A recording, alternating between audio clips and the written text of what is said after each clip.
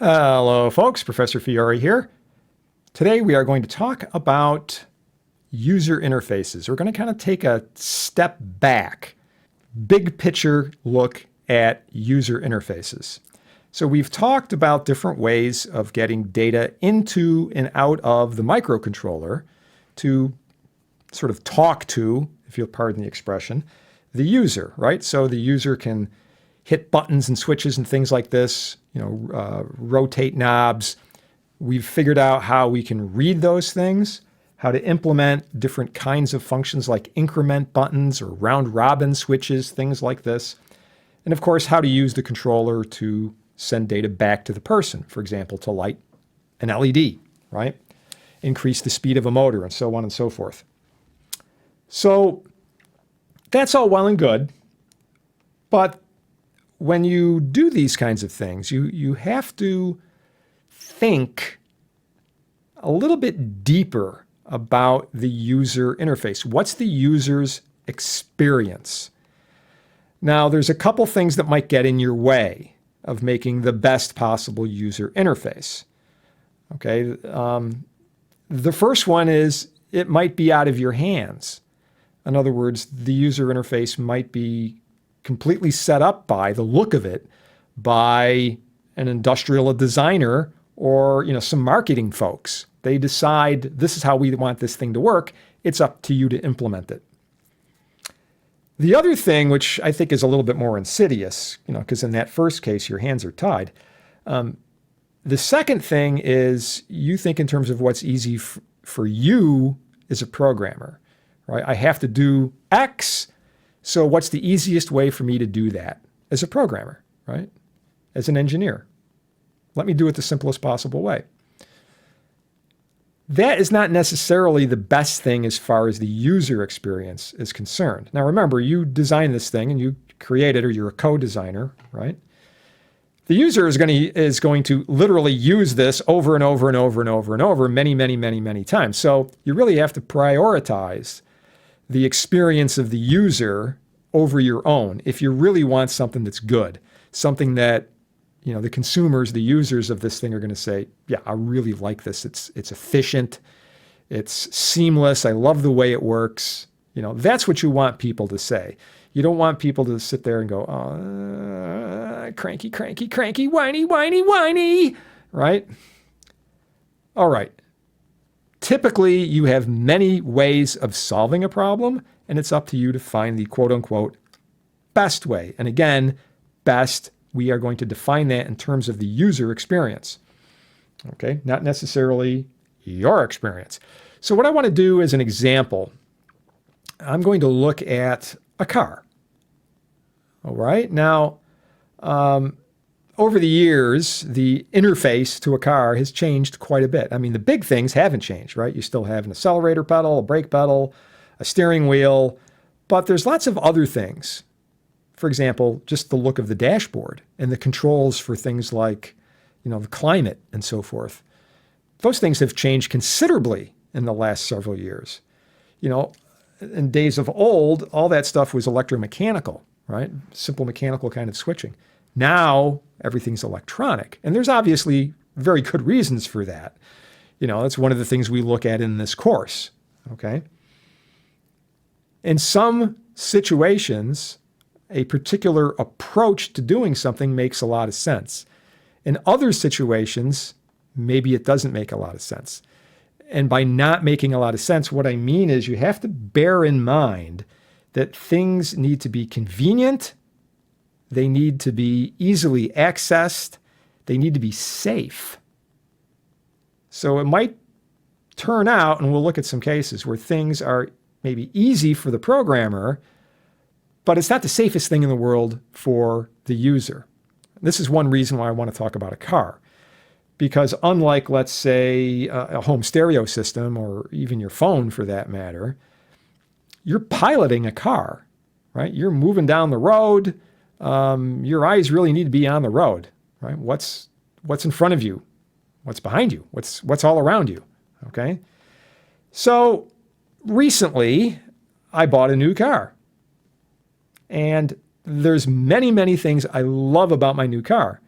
But there are some things that I think, well, I mean, either the designers weren't thinking, or again, maybe it was the marketing people who wanted to make something that looked really flashy. Because it does look impressive when you sit down into the car the very first time. If you're not thinking about the practicality of it, it's very dazzling. All right, so I'm going to start off with the dashboard display.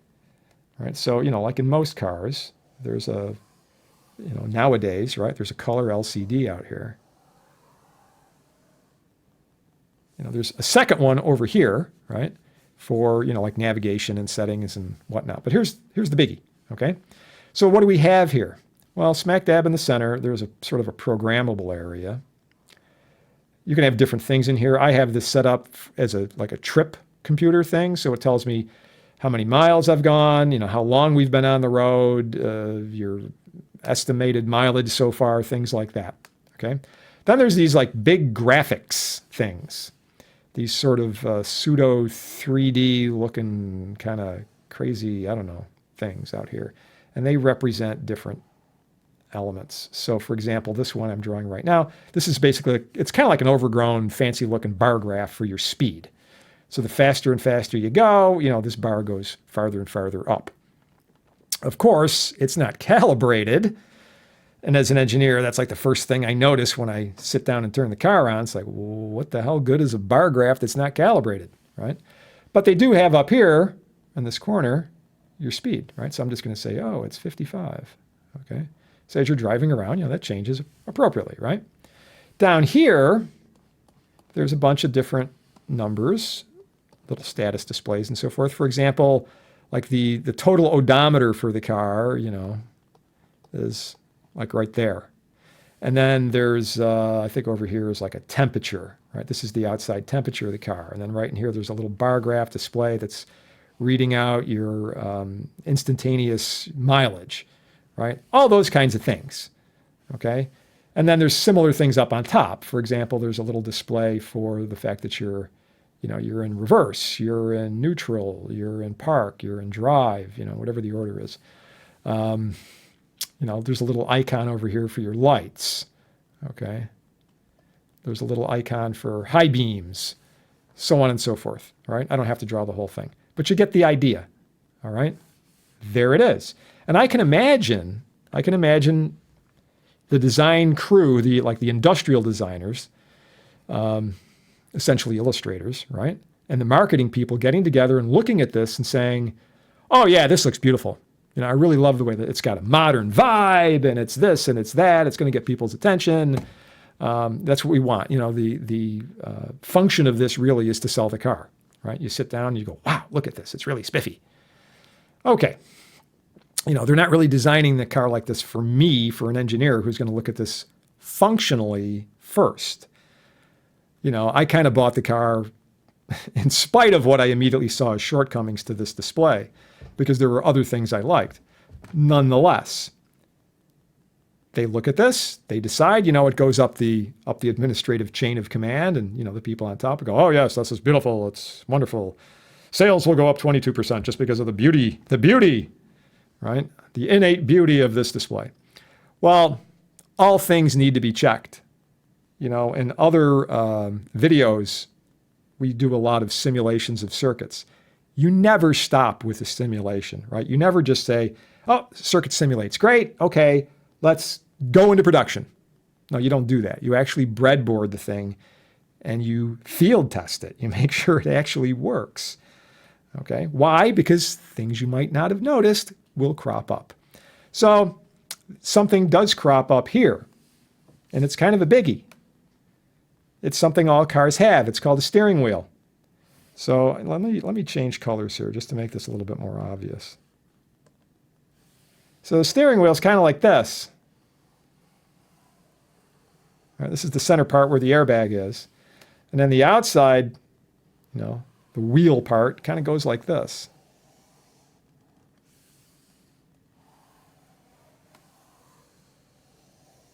Yeah, I know. You're already looking at this going, what? Are you kidding me? Something like that. Okay. So yeah, when I first sat down, I was like, hey, I'm having a real hard time seeing the speedometer over here. And part of my display down here is occluded. This is not good. Okay, this is not good at all. Now, it turns out you can move things around a little bit, but it has a telescoping adjustable steering wheel. But depending on how tall you are, where you sit, right, how far back you sit, how far up you sit, things like that, this is an issue. And I really have to kind of monkey with this in such a way that I can actually see the display. As a matter of fact, in order to do so, I have to position the wheel in such a way that I can't put my hands where I really want to put my hands, which is at 10 and 2. I really want to put my hands like here and here. But my hands wind up, if I get it in the right position, my hands wind up occluding part of the speedometer. So, I have to have my hands down here. Not an ideal situation.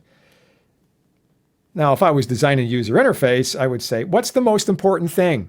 Probably my speedometer, okay? Maybe I should put that like right here.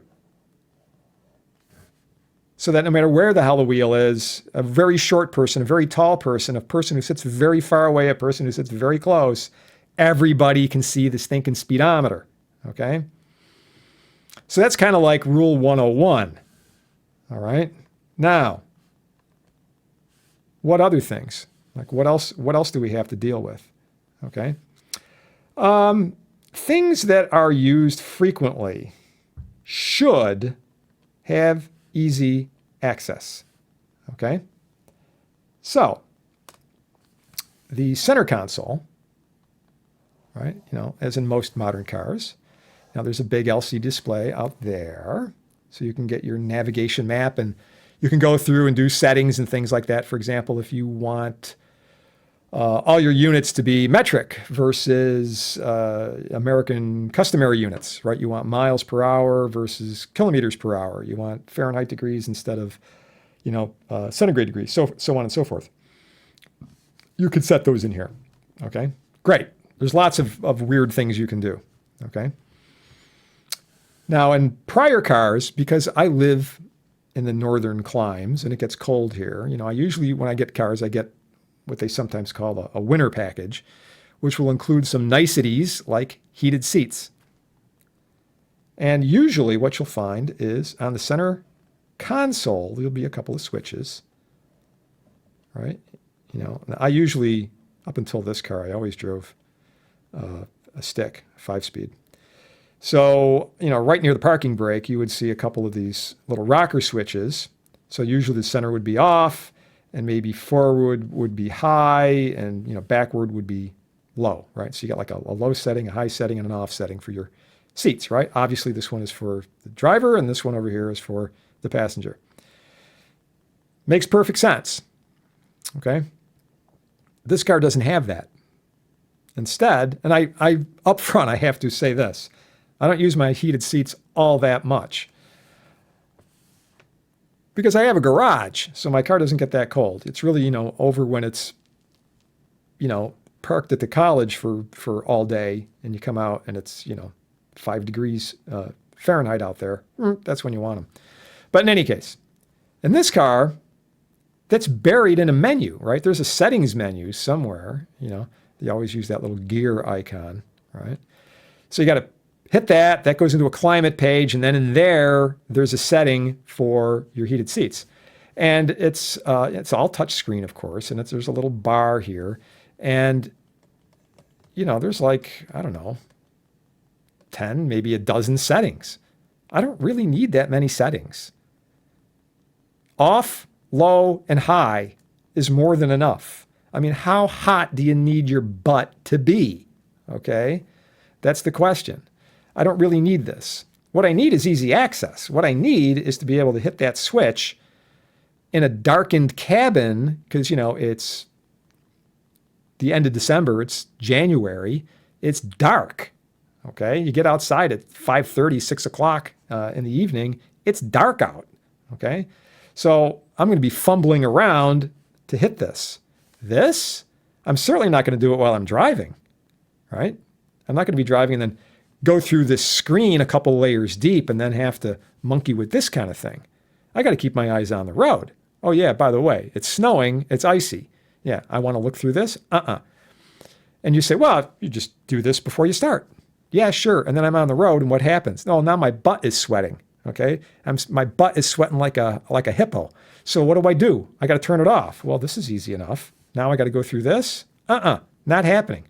Not a good idea. Things that you use a lot should have easy access.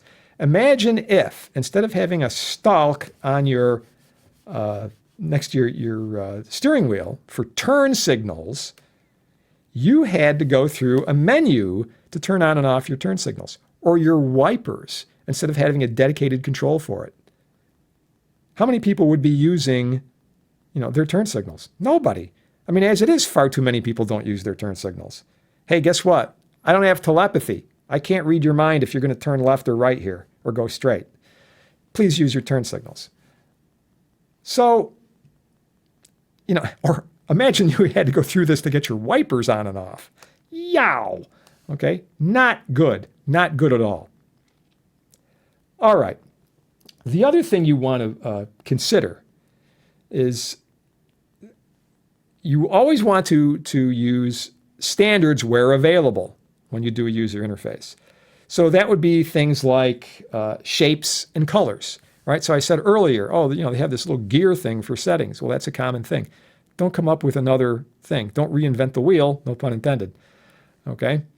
If people expect a certain thing, people expect home to look something like this. Now, granted, not everybody lives in a home, with a peaked roof like this, but at least most people in industrialized countries can appreciate that sort of represents a home, a house, okay? All right, and then, certain things with colors. So red tends to mean either danger or hot. So if you have a temperature thing, a temperature control, red is hot, blue is cold. We think in terms of fire is hot and ice is cold, right? Ice blue. Ice is really clear, but if you have enough of it, it kind of looks blue. So there you go. So those are standards you want to follow, okay? And in some cases, there are locations of things that we expect. If this was a window on your PC, location, we expect certain things to be right here, and a window open, close, collapse, those kinds of icons. We expect things to be in certain places, okay? Great. Here's another thing to consider, tactile feedback. In the old days, on a climate control, right, when everything was, mechanical, electromechanical, if you had a fan speed, okay, you would have a dial, just pretend that's round, and, there would be a couple of different settings, right? You would just rotate this thing around, and, you would have like an off, and, like a low, we'll just call it 1, and medium, and, 2, 3, maybe it's got 4 speeds, okay? That's supposed to be a 2 over there. That's what you would have, okay? Hopefully nicer looking than that, instead of just looking like a lump of clay. You might have something that has like a bar thing on it, right? And there's just a big knob like this, a big slide knob, right? So, hot is over here, and maybe that's, red, the H is red, and cool is back here, and maybe that's in blue. So you slide this thing back and forth. Now, the nice thing about these kinds of controls is there's tactile feedback, right? You touch it, you move it, you moved it. When you grab this knob and rotate it, you hear it clicking. You can feel it changing. Click, click, click, click, click, click, click. All right, along with, hearing the fan speed up and so on and so forth. Right? You don't need a separate display to indicate what the heck is going on. Now compare that to like a volume control in your phone. So your phone, typically, on the side over here, I'll kind of draw it like this. I'll make this a very, very thick phone. So you might, on the side, just have a couple of little buttons. that, increase volume, decrease volume. Okay. And then when you touch it, a little display might pop up over here and you see a little bar graph goes up and down. Okay. Because, if the music's not on, you don't really know how loud it is. Right. There's no tactile feedback for this thing. But, a phone isn't really a huge problem. It's not like a car you're driving. Okay. You can put all your attention on this thing, right? You're sitting there waiting in a doctor's office or whatever. You can just look at this. You're not harming anybody. Bring it up, bring it down, whatever the heck is, that you're going to do, right? In a car, however, you might be driving when it's dark out. You can't see this all that great. But I can kind of reach over and fumble for this thing in the dark and move it and know what the heck is happening. All right?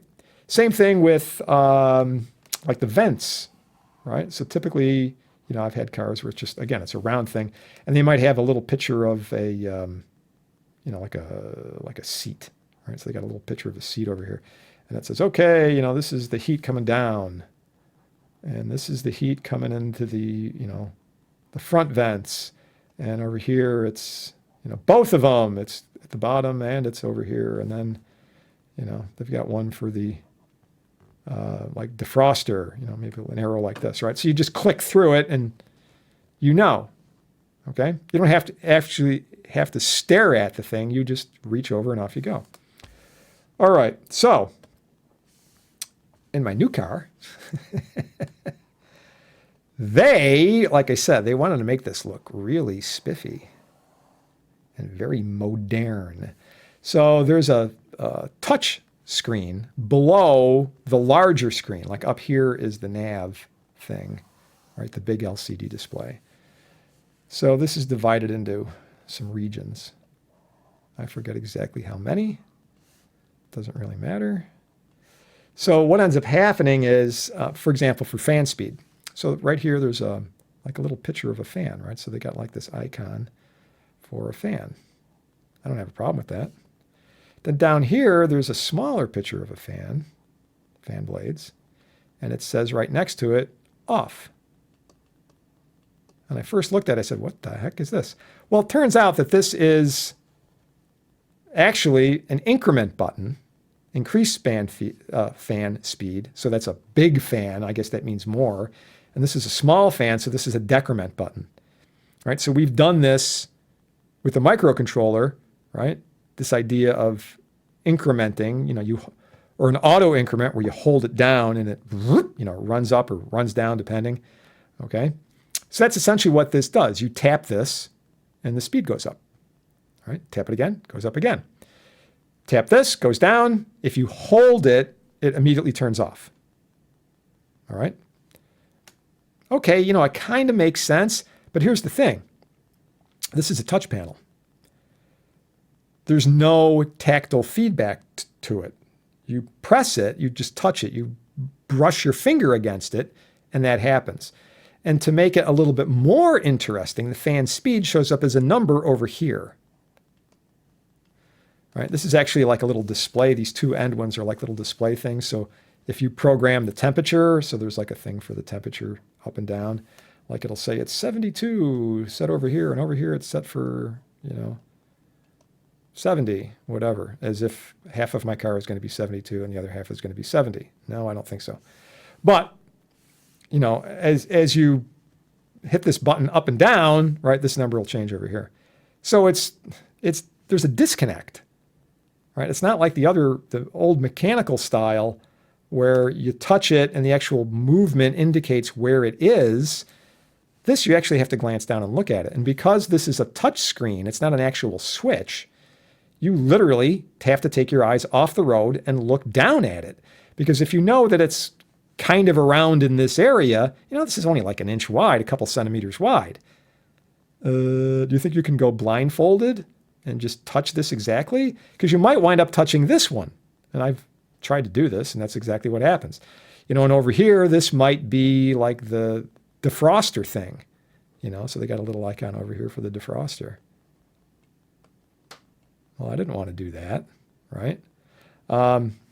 There is another button actually in here for for the vent controls, right? Is it at your feet? Is it at your face? Is it, on the windshield? Whatever. So that's an issue, right?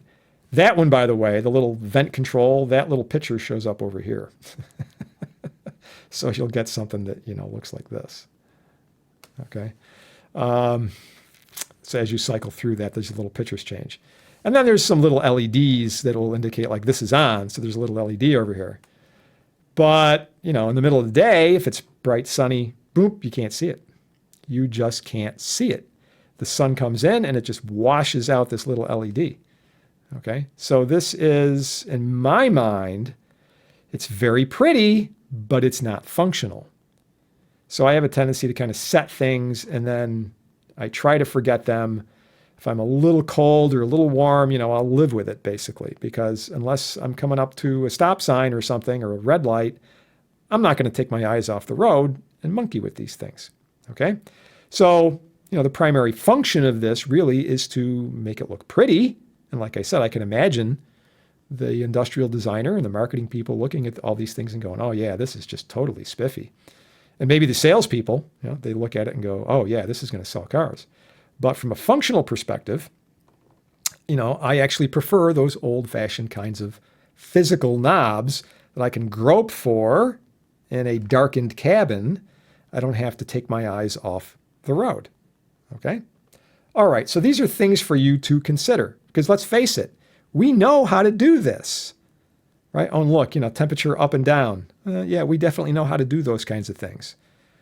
We've looked at the code and how you implement this. Easy for the programmer, right? Very easy for the programmer. Maybe not the best thing for the user, though. All right? So these are things for you to consider when you actually make product, when you make a design. These are things for you to consider. All right? Don't just do what's easy for you. Do what's going to work for the user. So take off that programmer hat, put on the end user hat, pretend you're the end user, go from there. Or like I said, best of all, have the thing field tested. Have actual users go out and futz with it. See what they like, get some feedback. Don't take it personal if they say, yeah, this really bites. I don't like this. Those are the people you have to please. All right? Okay. So, hope you got some good info out of this. If you have any questions or comments, maybe you work in this area and maybe you've got some funny stories to tell, put them down in the comments. Love to hear them. Love to see them. Till next time, this is Professor Fiore saying, have a good one.